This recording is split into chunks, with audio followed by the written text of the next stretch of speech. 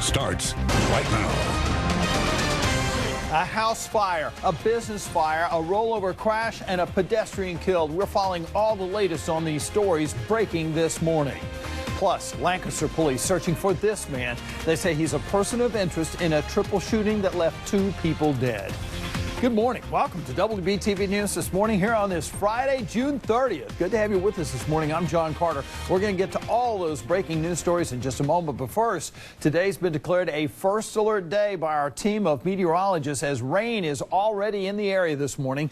Christine stepped into the First Alert Weather Center to learn more from meteorologist Al Conklin. Yeah, Al alerted us to this 24 hours ago, and sure enough, the rain is here right now. Yeah, and it's a big change to our forecast because yesterday we were in the upper 80s. Today we may be in the upper 70s. A big change there. And yes, there's rain. Some of you are dealing with it already this morning. You can see it here now.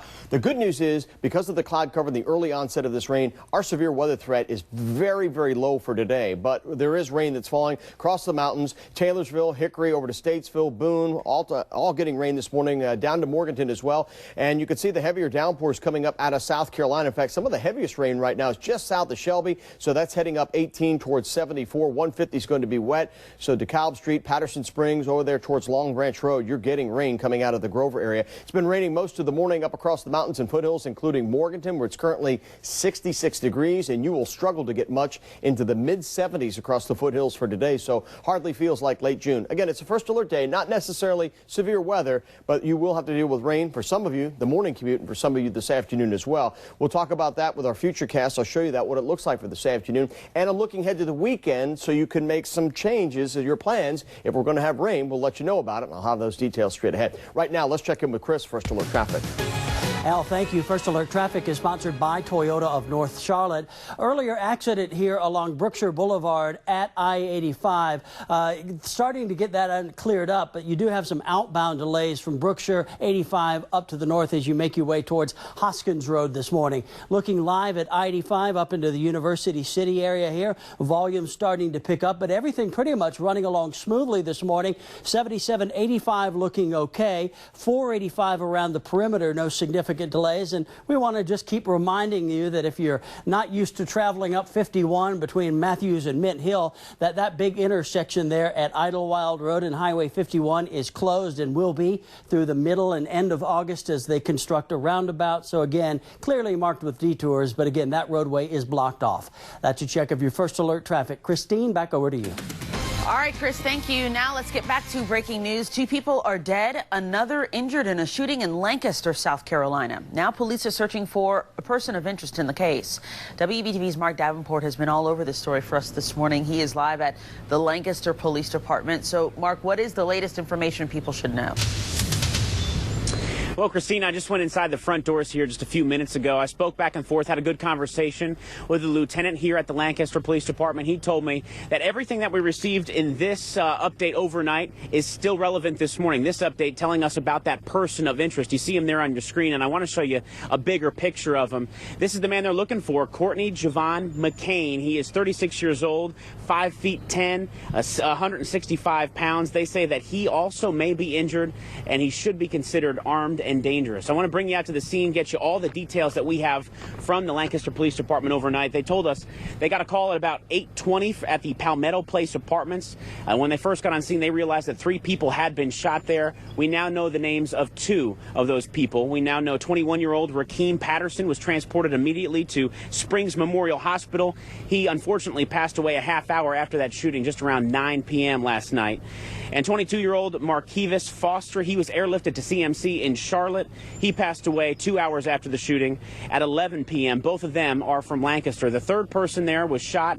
We're told that he should be okay, suffered from non-life-threatening injuries in that shooting. So we're looking at a triple shooting, a double homicide here in Lancaster, and they have their hands full with this investigation. Just a few minutes ago, I saw some of the officers pull in from the apartment complex where they were investigating. They have cleared that scene this morning, but now they have to put everything together here, and they are looking for this person of interest this morning. Again, 36-year-old Courtney Javon McCain. That's who they're looking for this morning. We have a lot more information on our website and a closer look at him. So if you want to take a look at, if you know who this is, you're asked to call the Lancaster Police Department as soon as you can. That web story is right now on our main page, wbtv.com. Reporting live, I'm Mark Davenport, WBTV, on your side.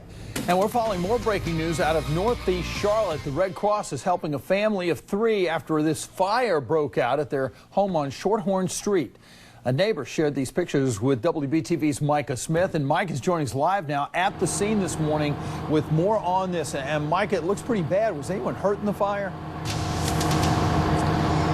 John, luckily no one was seriously injured, but I did learn that some burning embers actually fell on top of a firefighter who was inside of the home fighting the blaze. Medic treated that firefighter at the scene for minor injuries, and at last check, he was doing okay. Now, we do know the cause of the fire.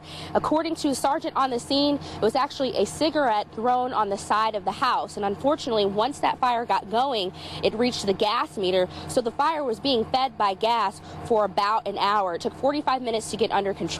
I talked with a neighbor who stepped out of his home to see the blaze for himself. Listen to how he described the scene.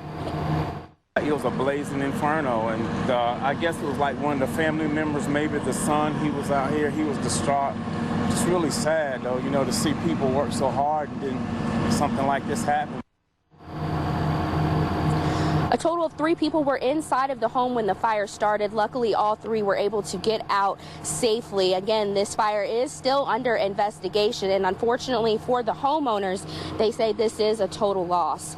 Reporting live in Northeast Charlotte, Micah Smith, WBTV, on your side. Thanks, Micah. Breaking overnight, 3 people were treated after a rollover crash on I-77 North in Huntersville. The North Mech Rescue Squad shared these pictures from the scene on Twitter. The crash happened just after midnight between Hambright Road and Gilead Road. It shut down the road for a short time, but all lanes have since reopened. And that crash is one of the last that the North Mech Rescue Squad will respond to. The organization is set to shut its doors tonight at midnight after losing funding from the city of Huntersville. The mayor of Huntersville says it should not affect service in affected areas. Breaking overnight in Lincoln County, firefighters battling a fire at a Napa Auto Parts store on Highway 16. The Denver Fire Department shared these pictures on Facebook. They, along with East Lincoln, Sherrills Ford, and Pumpkin Center, were able to get the fire under control. No word on any injuries or the amount of damage to that store in Denver. We're working to learn the name of a pedestrian hit and killed in Iredell County. It happened at around 10:30 last night on Mecklin Road and Cove Way. Investigators say one person was hit by the car and pronounced dead at the scene by EMS. No other injuries were reported. A 14-year-old was among 2 people killed in a crash in Charlotte's Steel Creek area. Sky 3 above the crash along Steel Creek Road at Westinghouse Boulevard. 2 people, including that 14-year-old, were killed. An 11-year-old was critically injured. Investigators say a tractor trailer was going north when a Volkswagen Jetta suddenly swerved into its lane, hitting it. It's unclear if any charges will be filed. New information: lawmakers adjourn without voting on whether to investigate North Carolina's Secretary of State. House Speaker Tim Moore said his party has reached out to someone who's a prosecutor in the state to look into allegations against Elaine Marshall. A Republican lawmaker from near Wilmington has taken issue with Marshall's office issuing notary public licenses to people who are not legal residents of the United States. Representative Chris Millis pushed legislation that would have created a special panel to investigate Marshall. WBTV's Nick Oxner sat down for an exclusive interview with Millis earlier this week. You can find it along with the full story right now on the WBTV News app.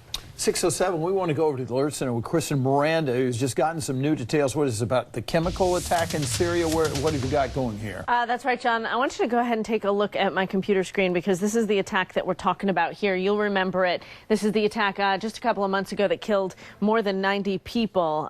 The Organization for the Prohibition of Chemical Weapons confirms this morning that its investigation established that sarin was used as a weapon in this town in which more than 90 people were killed. We are getting international reaction this morning as well. The British Foreign Secretary urging the international community to work together to bring justice to those responsible. Now, that report that does confirm that it was sarin does not give any specific person the blame for this, but the British Foreign Secretary also saying the UK's own assessment is that it was the Assad regime that almost certainly carried out the attack.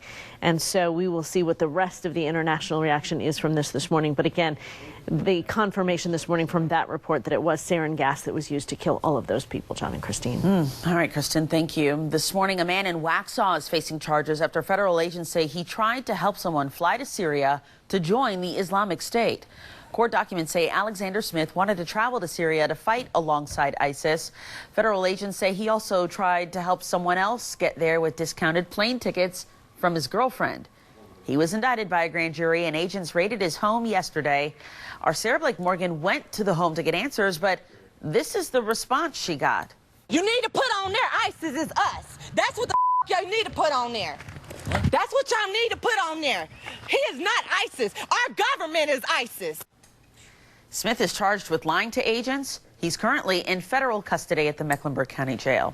Still plenty ahead live on WBTV News this morning. Parking lot pains at Charlotte Douglas International Airport as more and more people voice frustrations. We're learning more about how much the airport makes off those lots and where that money is going. Plus, meteorologist Sarah Conklin with more on this first alert day.